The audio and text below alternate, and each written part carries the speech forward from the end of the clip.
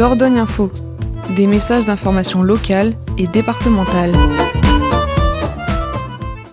Mireille Volpato, pour aujourd'hui, c'est une naissance, un arbre. Je suis vice-présidente du conseil départemental, alors j'ai l'enfance, j'ai la famille, l'insertion et l'économie sociale et solidaire. Ça fait beaucoup, mais là je suis au sein de mes compétences. Une œuvre à la fois pour enraciner les enfants dans la terre du Périgord, on va dire, et puis surtout pour leur faire prendre conscience aux enfants et aux parents, que les arbres, c'est quelque chose qui dure et qui embellit la vie, bien sûr, mais en même temps, c'est l'avenir, un arbre.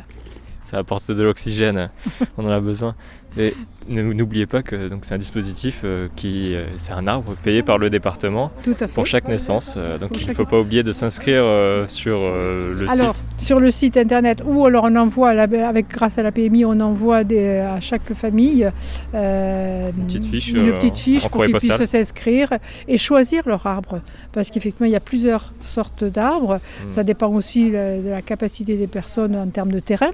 Alors il peut y avoir des arbustes de haies comme les seringas, lilas ou amélanchiers, et puis des fruitiers, puisqu'on a des pommiers, poiriers, cerisiers, noyers, et aussi des chênes, des tilleuls, des arbres qui prennent beaucoup plus de place peut-être, mais qui vont pérenniser un petit peu qui apporte beaucoup plus de biodiversité un chêne. Le chêne notamment, et on espère que les enfants ensuite pourront pérenniser eux aussi cette vision de la vie et de la nature. C'est leur arbre, il faut qu'ils en prennent soin. Donc combien d'enfants ont demandé par exemple cette année et puis pour aujourd'hui? Alors pour cette année, il y a un peu plus de 1000, presque 1050 enfants qui l'ont demandé, enfin leur famille. Majoritairement ici on a le plus grand nombre, puisqu'il y a presque de 300 à peu près, ici 295. Et puis après, aujourd'hui ici, puis après c'est Bergerac, et puis chaque... vous voyez, on en donne également sur Excideuil, sur la Lende, Montpont, Saint-Cyprien, Sarlat. Enfin, on essaie de faire répartir ici à Coulommiers-Châmé. Surtout 300 personnes. Sur 300 personnes ici sur Coulommiers. Alors ça concerne à la fois Périgueux, également les cantons de Coulommiers, Chancelade, vous voyez, toutes ces communes-là. Et puis il y a des gens qui viennent aussi, qui peuvent s'inscrire ici, si ça les arrange. Il y a beaucoup de gens de cantons de Périgord central qui viennent aussi. Oui. Et donc on fait appel à des pépinières du département pour avoir les arbres, très majoritairement.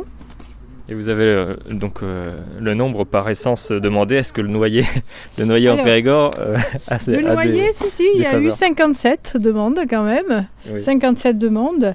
Alors évidemment, ce sont souvent les arbustes de haies. Par exemple, les lilas et seringas. Parce que ça pousse bien, c'est très agréable, il y a des fleurs, etc. Mais le plus demandé, c'est lequel? C'est le cerisier. Oui, il y a toujours un cerisier dans un jardin. Toujours. C'est une vieille tradition et qui perdure.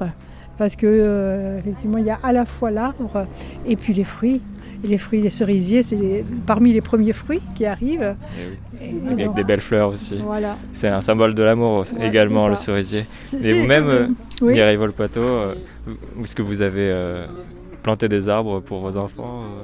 Alors oui, j'avais planté pour mon fils, parce que j'ai qu'un fils. J'avais planté dans le temps, mais il est grand maintenant, donc l'arbre malheureusement était tombé lors de la tempête de 99. Voilà, mais j'en ai replanté après. Moi, j'adore replanter. J'adore. Donc, vous aimez venir à ces remises d'arbres alors? Oui, pour les citoyens. mais je trouve que c'est très agréable parce que à la fois on rencontre les gens qui viennent chercher les arbres avec leurs enfants, et puis on discute avec les agents qui s'occupent toute l'année, et ça il faut le saluer. Les agents du département s'occupent toute l'année des sites départementaux, et puis là ils conseillent les personnes sur comment planter les arbres, comment effectivement ne pas se tromper dans l'entretien de l'arbre.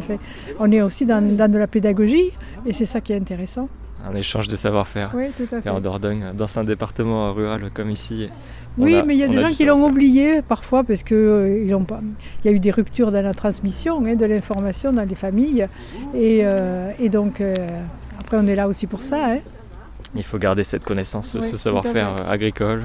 On leur explique qu'effectivement, les arbres, c'est les oiseaux, ce sont les insectes, voilà, c'est tout un écosystème qui est autour de l'arbre. Et donc c'est ça qui est bien, quoi. Merci Mireille Volpato. De rien. Donc, responsable économie sociale et solidaire, enfance, au conseil départemental. Et bien écoutez, on va essayer de continuer et en espérant que les gens font beaucoup d'enfants pour avoir beaucoup d'arbres. On espère. Merci.